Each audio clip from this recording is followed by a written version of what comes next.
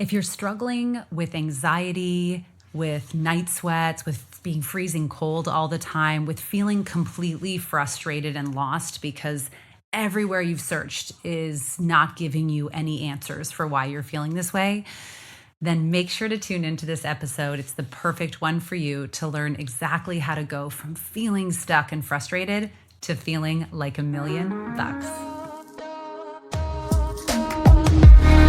What's up, sisters? Welcome to the Period Whisperer podcast. I'm Bria. I'm your host. If you're new, I'm so happy you are here. I'm your perimenopause and menopause sister, your holistic trainer, hormone specialist, translator of your female body. I'm a recovering people pleaser and hustle addict turned body whisperer and hormone decoder. And I am here to help you de-stress your body, decode what it is saying, become the CEO of it, and own your own health, energy, and weight loss again.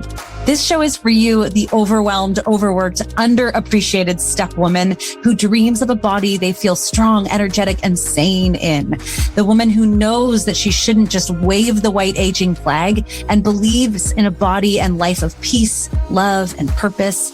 But you don't just know how to get there yet. So if you are stuck in your body, your energy, your life, you are in the right spot.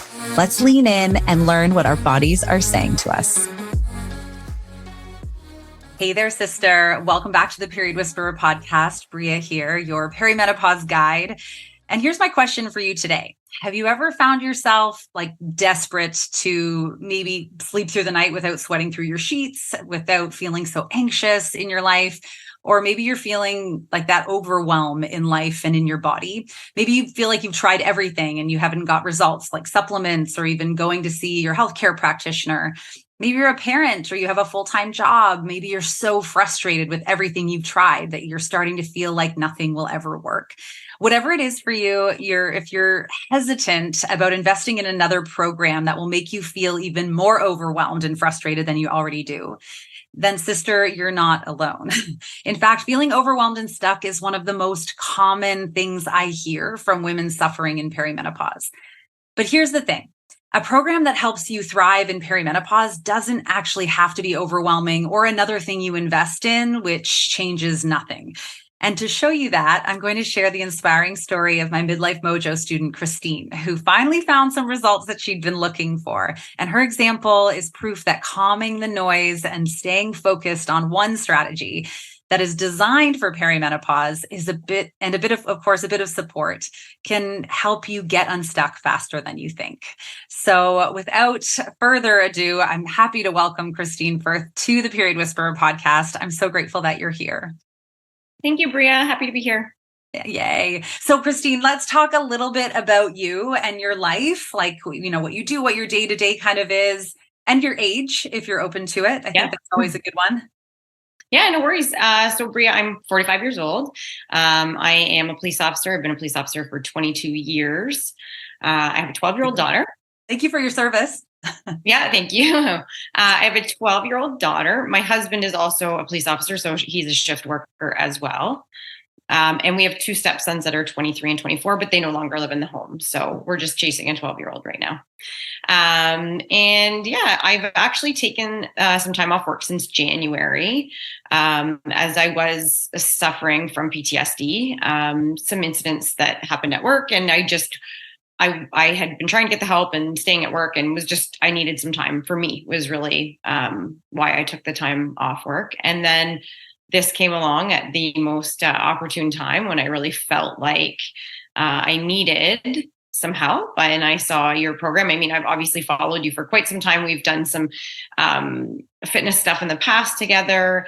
And I follow you on socials and it just kind of spoke to me. So I was just at such a high stress time in my life. Anxiety was probably at its worst, and along with every other symptom, that it was time to jump in. Ah, that's awesome. Thank you. And a question actually about taking the time for you, because I feel like that's a really, for a lot of women, that's a tough decision. Was that a hard decision for you to come to be like, I'm going to take a step back and focus on myself? It was very hard. I've always been very career driven, career focused, 22 years. I've spent the last 12 years between homicide and sexual assault and child abuse investigations. Oh, damn. And you just go and go and go and go and go. And unfortunately, I went until I probably just couldn't give anymore. And I was seeing my therapist weekly, and it just got to the point where it wasn't successful to me still be at work and try to work on me. So it was very difficult. I tried for about 3 months to kind of, see my therapist, stay working at the same time. And I finally realized that I had to put myself first. Yeah. I love that. I think it is overall a hard decision, but are you glad you made that decision? Super happy I made the decision. I needed to, absolutely. It was definitely the right decision. I hope that gives some hope to people who are listening, because I think it's a hard thing to decide to do at times. It is. It's very hard to put ourselves first when we've spent our whole lives putting everybody else first. Yeah. And you speak a lot about those things, but it's very true. We always put everybody else first, and we can only give so much until we have nothing left to give. Yeah. And then you kind of have no choice. It's almost like you hit that breaking point, right? Where it's like, I guess now I have to change. Do you wish you'd done it sooner? I do. I wish I'd have done it sooner, just so I didn't get to that sort of rock bottom, like just the not sleeping well and not eating well and feeling terrible and not coping well, and which is increased anxiety. And it's just that, it just piles up and piles up and piles up. So I wish I'd have listened to my body a little bit sooner, because I think it was definitely trying to tell me something. But nonetheless, it was, the time came. Yeah. And, you mentioned shift work. I think that's I always think that's an interesting topic to talk about, because creating routine, I think in your life to feel good is kind of paramount. But how do you was working shift work and having a husband that's also working shift work, was that challenging for you to create routine? Do you feel like going back to work, that's going to be a challenge? It wasn't too bad. I was fortunate in the position that I was in for the last 12 years. I worked predominantly days and afternoons. The majority of my nights and weekends were off. However, I was on call like 24/7 for that time, and was attached to a work cell phone too. So it was a lot of shuffling of our daughter, who wasn't old enough to stay home alone at the time. She's 12 now, but was 11 when I went off work. So, but very lucky for the help of my parents. But we were very that, and that was part of my stress was that's like routine and that scheduling, right? We very much had to live by a routine, but that routine really didn't allow time for me. Yeah. Yeah. Which is, as we were saying, is so critical, that building of that piece in. So you were talking about obviously anxiety, you talked about some sleeplessness, but maybe try to paint that picture. How were you feeling in your body when when we connected, when you started hearing about Midlife Mojo? What did you feel like was keeping you stuck or awake at night? So I guess for me, perimenopause is never one of those things that it's not talked about really. You go to your doctor or you go to your naturopath, and sure, they'll tell you you might be in perimenopause, but then it just stops there and that's it, right? There's no guide, there's no anything, there's nothing to really help you. And I think I'd been hearing this since I was probably about 37, when I was starting to have night sweats really bad, and just night sweats. During the day, I'm freezing cold. I'm always cold. It's literally just night sweats. Yeah. And I ran a marathon night sweats. I would wake up absolutely drenched religiously night in and night out. And I tried everything. I mean, I had been to every medicine doctor. I'd been to internists. I'd had every organ, I think, checked. And I was told I was a picture of health. You're healthy. All your blood work, everything. You're healthy. Well, something is not right, because nobody should sweat like this. Yeah. So I was feeling very, very stuck and very frustrated, because I was trying to advocate for myself, and I was trying to get answers, but there was really no one to help me. So I just found I've followed you for years, and I kept watching the different socials. And it's that video is about me. What she just said. Yes, that's me. That's me. That's me. And I kept, and it was okay, Christine, you can't just keep watching that video. You've got to do something about it. And then I saw your call for the Midlife Mojo program. And I was this is exactly what I need. Like you talk about like the cravings and the crashes and the fatigue and the stress and the anxiety and the increased moods and the night sweats. And I was like, wow, I don't think she's hit a symptom here yet that I don't have. But, so funny, not funny, right? You're like, it's right. funny. Like, I'd be like, you're watching it and you almost have to watch it again. Like, this is me. This is really me. This is real life. And I think that I'm sure there are so many women that relate to that, and that we just deal with that for so many years. That's what we do. Yeah, it's so fascinating because I had very similar. Night sweats were a big one for me too. And gosh, like, good help you if you try to Google it. I mean, if you Google night sweats, the stuff that comes up, like, no wonder you try to go to your doctor and get answers because you think something is seriously wrong. And of course, it's always important to go and have that checked out. But like when you go and like you said, you're waking up, it's disrupting your sleep, you're drenched in sweat and everything's fine. You're like, how is this fine? Like, it's the most, it's kind of, I don't know. For me, I remember feeling really disheartened by it. Like, just like, I can't spend the rest of my life living like this. And they feel, and they get worse based on the other symptoms being worse, right? Yes. Like it's like, so then you're getting less sleep, and then you're eating usually pretty crappy, and you're maybe not exercising because you didn't get a good sleep. So it's just like a ripple effect. And then the night sweats just continue to get worse. Yeah, absolutely. So I know you said you tried, like you went to all the doctors, you tried all of the things. I'm trying to remember, were you working out during that time? On and off. Like I always enjoyed the gym, but it was the last little bit, I think, just with the stress of work and the routine and everything else, I had even gotten away from that. Like I would just come home at night and struggle to survive and make lunches and make dinner, and then usually sit down on the couch with a glass of red wine. And then, when I felt tired enough to go to bed.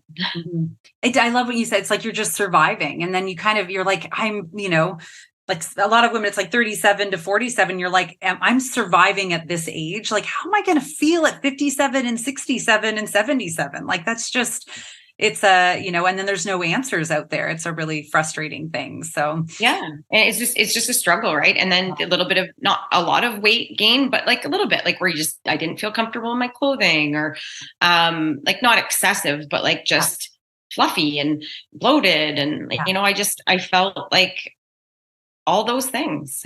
Yeah. And then it perpetuates, like you were saying, it's like you don't feel well, so then you don't want to do things. So then you eat worse, and it impacts your relationships, like your ability to be a present mom, your ability to do a really great job at work, your ability to have an intimate connection with your partner. Did you feel any of that too? Oh, absolutely. In every way possible. You feel awful. Like you're in your body, you feel awful. And then, outside of that, it, like you say, it affects everything for sure. Yeah. So you started Midlife Mojo, which was very exciting, and for me, I think for you too. But when we started, was there anything in the process that I suggested which like surprised you, or you felt like it worked against the advice you were used to hearing? I think it was the slow down, like the take a step back, that really surprised me, because it's against everything that we do, even, right? It's against everything. Like nobody had ever recommended that, or nobody had ever, less is more, or do less. So that was a big surprise to me, because I think no matter what, like when we are going to the gym, we're like pushing ourselves. Like even when I went off work in January, I made a point, like that was to make, just to get into a routine, to be up at a time every morning and to go to the gym. But still, like I didn't enjoy going to the gym, or I would leave very tired and sore and have to like fight through the next day to get there. Yeah. Because we just think, well, we need to burn more calories. We need to be more active. We need to, like, everything's focused, I think, on that. And these high impact, like where I was going to the gym is very high impact, high intensity. Yeah. And I would leave being like, oh, I'm just so sore. Yeah. Like, to wash your hair or to sit on the toilet, like it shouldn't hurt like that. And it was frustrating. It was frustrating because it's like, well, how do I navigate this? How do I get through this if this isn't working for me? So yeah, like I think nothing was working. And then it was I remember thinking, like, the introduction in the first few phases and reading with you, and it was really slowing things down, like slow the F down, literally. Yeah. Literally. And I was like, well, no, this isn't going to work. Like, you're telling me I can't go to the gym. I'm going to walk. Like, I really would say, like, I can even remember having conversations with friends and being like, yeah, no gym. Like, you won't see me there for 4 weeks. I get to walk. I get to walk twice a day. Like, I wouldn't have believed it if you told me. I really wouldn't. Mm-hmm. It's a funny thing. And I love what you said there about the soreness, because I think we're kind of taught to be like, if you're not sore, you didn't work hard enough. Like, I don't, especially if you come out of the fitness industry, as I know, like you're a longtime fitness lover and I am. But if you don't have the energy to repair, like you're just sucking the life out of yourself with that. And nobody teaches us this. It's like, and I think that was one of the most shocking things for me, was like how I did less and then actually got better results. So I love that you highlighted that, because I think it's a confusing thing for a lot of people. That being said, how are you feeling now? Great. Now, another thing is, nobody ever discussed inflammation. That was never, ever brought up. That was never mentioned. It was just, nobody ever went down that road. And I really like that piece with you, because that was kind of like that light bulb moment when you talk about inflammation, and in that first step, reducing inflammation. And, you use the broken ankle analogy, broken foot analogy, and it really makes so much sense. And I would talk to friends and tell them that, and they're like, yeah, it makes sense. Like, why aren't we thinking about these things? Yeah. Right. So the inflammation was a real key piece, because it's not like you're not all of a sudden just dieting. You're just cutting out things that may be causing you to feel that way. And when you realize that you are feeling so much better, you're like, that's all I had to do. Like, it's almost too easy.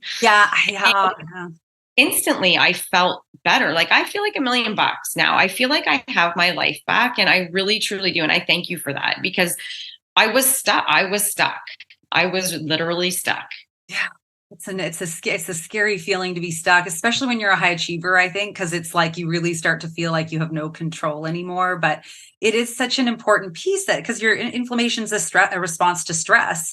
But then when you're in this chronic stress, you're chronically inflamed. And so you're right. Instead of saying like, oh, I can't eat this or I can't do that, if we can look at it like, oh, I just need to take out the things that are inflaming me, then it becomes a lot easier. And you don't have to measure stuff, and you don't have to weigh stuff, and you don't have to count your calories. It's like, hey, I just need to make sure I'm not pissing my body off more. And becomes, I don't know, for me, it became a bit easier too. So I'm glad it makes sense. And how quickly it became, because you felt better, you didn't miss those things, like no alcohol. I think I was the one that probably gave you the most grief about that. Like, what do you mean I can't have my wine? But I instantly embraced it, and I felt when I could have it, I didn't want it. Like, I felt like I went to a 50th birthday party. I went to a wedding. I went to a golf tournament, all completely clean and sober, and had a great time. And I felt great. And I felt great in the morning. Like, it really quickly was like, it was just an aha moment. Yeah. And it's one of those things where we don't have to go forever without these things. It's kind of up to you, but we need to have enough space in our body to hear whether this thing is worth it or not to us at the end of the day. And how it affects us, how it affects that sleep that we're going to have, or how we are going to function. Like, and a simple, like one glass, right? But then, that increases my night sweats because my blood sugars spike in the night, and all these things that you're like, well, that's where that's coming from. Yeah. And it's crazy when sometimes when you find that one or two things that you pull out and you're like, oh, that's all I needed to do. That's it. Why didn't somebody tell me this a long time ago? I know, I would have taken care of it. So how are you sleeping? Sleeping amazing. Amazing. Like, I'm at night, I'm ready for bed. Like, I feel like my nighttime routine is just kind of hang out with my daughter, get her lunch ready for the next day. We make sure all the homework, everything's, everything's just kind of done, finished up some laundry, whatever, we have kind of when we chit chat the most, and then I'm ready for bed. And when bed hits, I'm asleep like that. Like, it takes no time for me to fall asleep at all. I've never had electronics. It's always been in my room, like face down. So that's never been in me. There's no TV, nothing like that. But I'm sleeping. The only time I wake up is if it's to go to the washroom in the night. That's it. And that's probably something that comes with our age as well. Yes. One time a night is normal these days. One time. Or because you're drinking more water too throughout the day, right? And I do try to limit that at a certain time. But like, my sleep is like by far the best I've ever had. And not only that, I wake up feeling refreshed. Like, I wake up usually before my alarm. I can actually bounce out of bed. Like, I feel good. And even the days where if I feel sluggish or I feel tired, once I get up, I have my lemon water, I sit in the window bench with like just the natural daylight, I'm not like the rest, like I'm ready for the day. Like the rest is easy. Like it's not, I used to dread before. I used to think like, oh my God, when can I have a nap? Yeah. When in my day can I fit in a nap? Like those days are long gone. And what a difference that makes in life. I don't want to make assumptions, about your life, but like what a difference that makes in life when you're not dragging the entire day or wondering when you're going to get your nap in. Absolutely. It makes a huge difference, right? You just have I just have more energy to just kill the day, like just own it, right? I'm volunteering more at my child's school while I'm off. I'm doing more, took out pickleball. Yeah. Like just doing more for me. And I don't like, I wish now I'm like, oh, there could be more hours in a day. Like I could take on more. I could do more. Like I'm just really feeling that energy throughout the day. And I don't get those like mid-afternoon crashes. I don't get cravings throughout the day because I'm making sure that I'm, eating every 4 to 5 hours. Yeah. I love that. It's like you don't even realize what more your life can be, like what more can fulfill it until you have the energy and space to actually do more things. And isn't that what life is?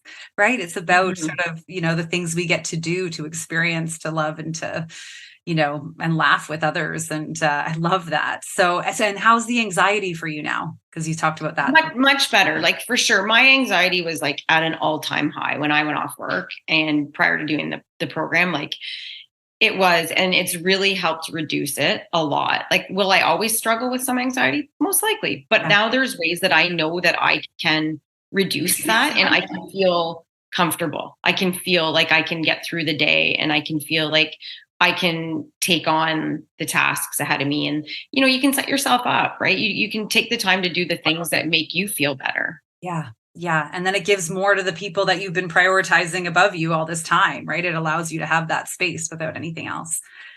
I love that. I'm so happy. I'm so glad that you're feeling so good. And when you said, I feel like $1 million, it just like lit my whole heart up. So thank you for sharing that. Yeah, no, I do. Like, it's like, you couldn't have come along at a better time in my life when I needed Bria most. She did not fail me. Hey. So what do you think women going through this hormonal shift, like really need to know? Like if you could share just one thing, what would be that big thing to share? I think it's leaning on an expert like yourself. Like you have done the research, you've educated yourself, you've learned all the things that I don't have time to learn, right? Like you have all the knowledge, and to lean on somebody with that knowledge that can guide you through this process and that you're not alone. Like we go through this massive phase in our life that lasts the longest, yet it's like the most undiscussed, swept under the rug issue. And with the support of other people, like the group was so helpful because you can bounce ideas, that you're not alone, how everyone's feeling. So I think it's just having that help, like trusting somebody and trust the process, slow down. Like I have friends and it's just go, go, go, go, go, go, go, go. And you keep saying to them, like, you need to listen to your body. You need rest. You need to slow down. It's amazing, right? What happens when you actually, and like, this is the logical part. I agree with you, where it's like, when we live in this hustle addicted world, like our body's always trying to push in balance. So the fastest way to get that balance back is to do the exact opposite of what you're doing, which is the work at the end of the day, isn't it? Like it's the mental gymnastics you go through to say like, hey, okay, it's going to be okay if I slow down and trust the process, like you're saying. So I love that. Yeah. Like that 30-minute walk, whether it be in the nice weather, outside's great, on the treadmill. Yeah. Is like every bit as good as that hour-long workout that you may be struggling to get through because it's not a good day, right? Instead, put on a podcast, plug in and take a half hour for you to sort of de-stress with that walk, rather than the other. But I think we're so stuck on numbers, and we're so stuck on calories, and we're so stuck on all these things that aren't helping us in the long run. Yeah, that are actually making it worse, which is what's so frustrating. And I'm with you. It's like, not only are none of us ever educated on any of this piece, but like, I remember for me feeling like I'm in the wellness industry and I don't know any of this stuff. Like when this hit me, so it's like, how on earth is someone who has another expertise, like for you being, in the police force, or like for, someone who's anything, a nurse, a teacher, if they're not in this, how are they ever going to find the time to figure this out if no one's teaching this piece? Absolutely. So, you can do all the things or you can try all the things. But like, I wasn't familiar with infradian rhythm and circadian rhythm and like that, those are their words, you know what they are. You have a general idea of what they are, but that was so far beyond me. And it was so helpful to have that guidance through the program and in ways that I could understand it. Like you really have such a good way of simplifying things and putting it out there so that we women understand it and can follow it. Well, thank you. I'm so happy to hear that. And do you feel like going forward as we exit the program, like, are you feeling less overwhelmed? Like when you think about now your next 3 months of how you're going to operate in life, or even going back to work when that feels, if and when that feels right for you, how do you feel about navigating like the maintenance of this program? Yeah, I feel super strong now that I have the tools. Like, it's like I have those tools in my toolbox. They work. I know they work. I know they're tried. And like bonus out of all this, I lost 5 pounds and I wasn't looking for any weight loss whatsoever. My body is more toned than it ever has been. And I know you told us that and you said it would happen and it did, but I wouldn't have believed it when you first started by like, you're month 1, like, this is what we're going to do.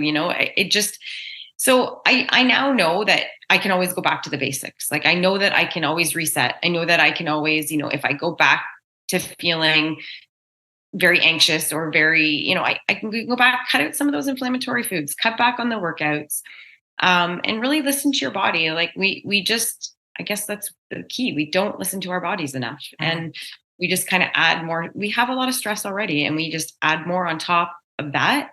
Mm-hmm. And it puts us in a bad place sometimes. Yeah, I totally agree. And I think, the shifting of these hormones in this 20-year perimenopause transition, like you were saying, it's so long, adds this workload, it adds this stress. And so I think we become so much more sensitive to all stress and how that shows up, whether it's in anxiety, whether it's in weight gain, whether it's in night sweats, is really person dependent.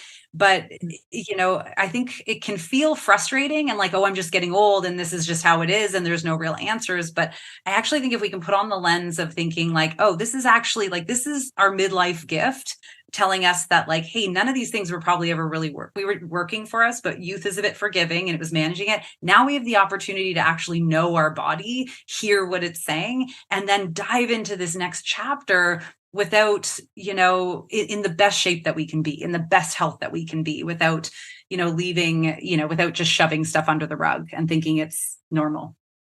Absolutely. I mean, these are the best years of our lives, right? Like we're at an age where our kids are at an age where we can enjoy more and do more. And yeah, I just think it's so, we're just supposed to deal with it. Like, perimenopause it's just this thing and it happens and you're going to gain weight, you're going to this, and it doesn't need to be that way. Really. It doesn't. If we have a few little tools and tips and things along the way that can help guide us through this, like, let's be honest, we're pregnant for 9 months and we have somebody guide us through that, right? Yeah. We have someone guide us through labor.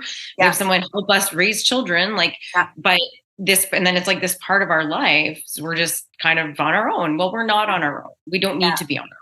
Yes. And that's the biggest lesson here. Like, we don't need to feel like that. And there's nothing better than feeling amazing. Like, who doesn't want to wake up every day and feel like, I got this? Yes. Or excited for what could come, or like interested in different opportunities, whether that's just being super present in your family or whether that's going after another dream or goal. It's like, we don't want to put those down because of how you feel. Like, we should be picking those up right now and really diving into life. So I love that you said that. That's amazing. Yeah. Thank you so much for being here. I really appreciate you sharing this story. I'm so happy for how you're feeling. And this is a testament to you following the program, doing the work and trusting the process. So I'm just so grateful for you, Christine. I'm really glad we're connected. And now that I am officially making you my friend, so I hope you're okay with that. I think I always thought we were friends. Feeling is mutual. And I thank you for taking the time out and doing what you do to help women, because you walked into my life when I needed you most. So cheers. What sisters do, I think, right? For each other, sisters, like we share what works and we show up when we need to. So I'm really glad it worked out.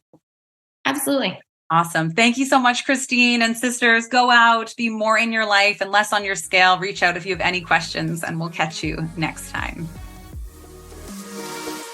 I Thank you so much for joining me on the Period Whisperer podcast. I want to encourage you to reach out to me directly and message me if there are topics or things you're struggling with so we can address those right where you are at. And of course, if you loved this episode, if you learned something, make sure to share it with your friends and please rate and review it wherever you get your podcasts.